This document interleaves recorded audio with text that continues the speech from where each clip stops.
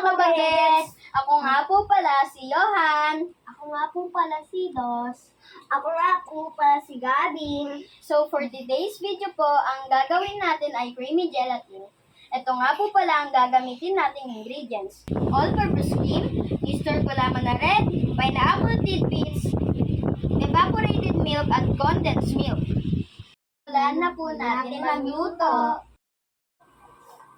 Sa kasirola po, maglagay po tayo ng 5 cups of water. At pagkatapos po, ilagay naman po natin ang Mr. Gulaman.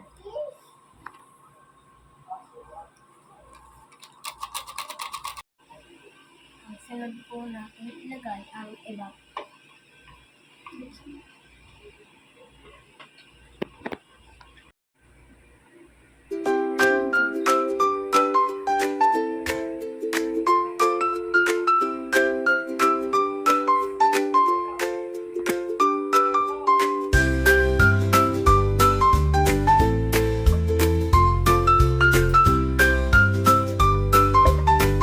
Ilagay naman po natin ang condensed milk.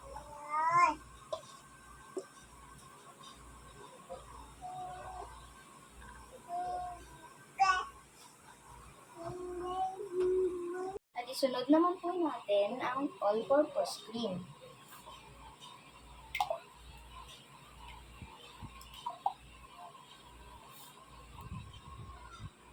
Halu-haluin po natin hanggang sa mag-combine. Isa lang naman po natin sa apoy at hintayin po natin itong kumulo.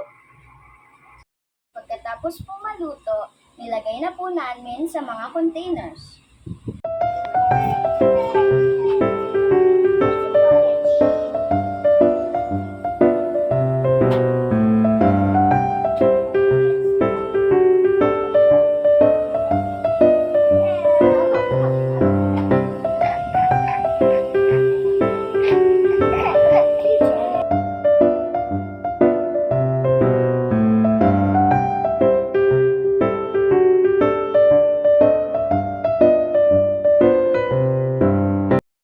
Bago po natin ito, ilagay sa ref.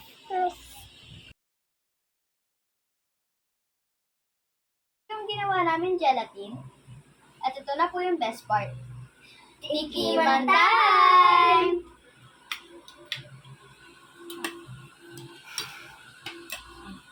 Sarap!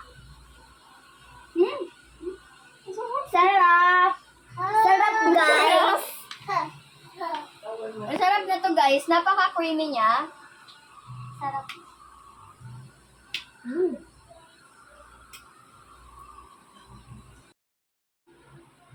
Magpatulong na din po kayo kay Mommy at Daddy para makagawa ng creamy gelatin. Bye, mga kabagets!